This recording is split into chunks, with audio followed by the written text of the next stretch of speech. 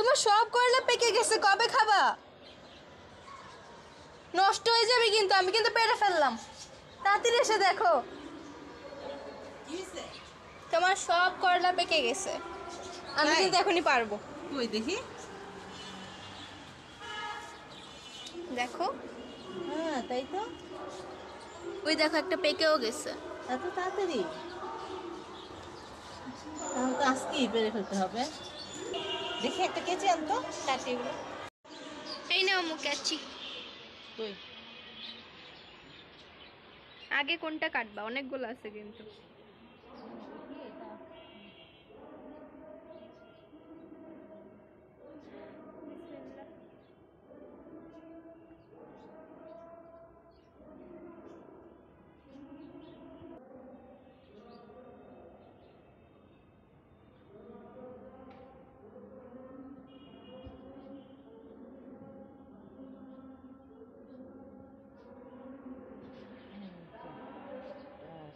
পিসে অনেকগুলো আছে,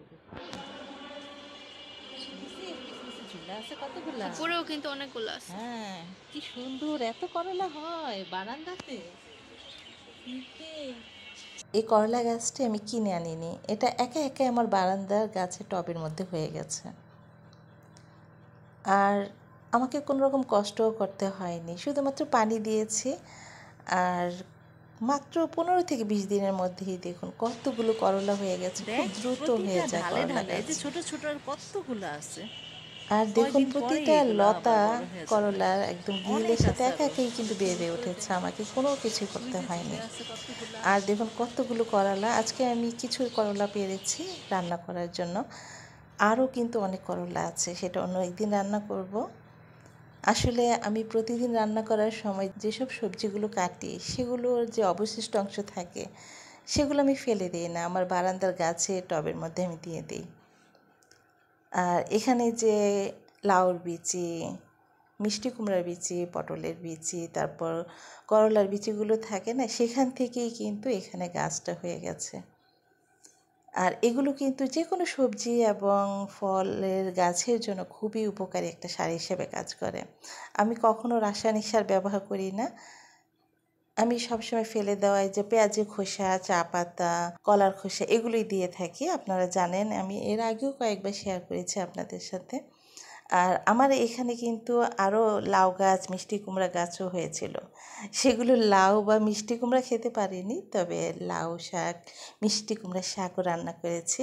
আমি কয়েক মাস আগে শেয়ার করেছি, এখান থেকে লাউ পাতার একটা রেসিপি আমি আপনাদের সাথে শেয়ার করেছিলাম। আর নিজেদের গাছের যে কোনো ফল বা সবজির অন্যরকম কিন্তু একটা স্বাদ থাকে, তাই না?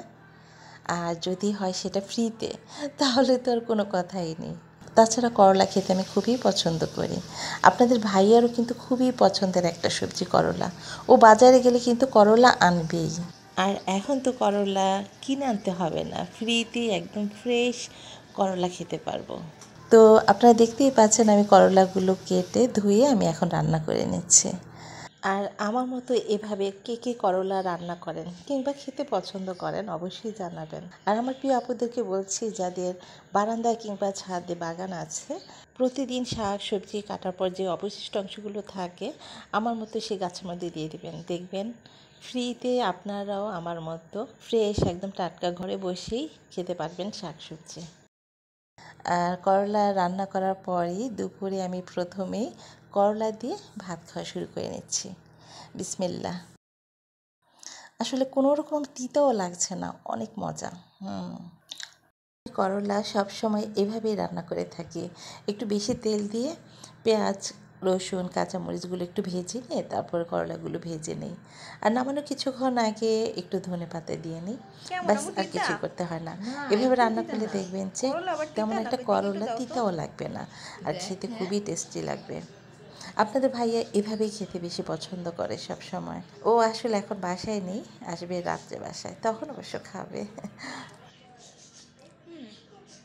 মজাই আছে, হালকা একটুখানি তিতা, কিন্তু তারপরে মজাই লাগতেছে। টেস্টটা অন্যরকম। তুমি আর পাপা তো মজা করে খেতে পারবা। তোর পাপা না আমাকে আরো 2 দিন আগেই বলছিল করলাগুলো রান্না করো, আজকে এসে খাবে করলা।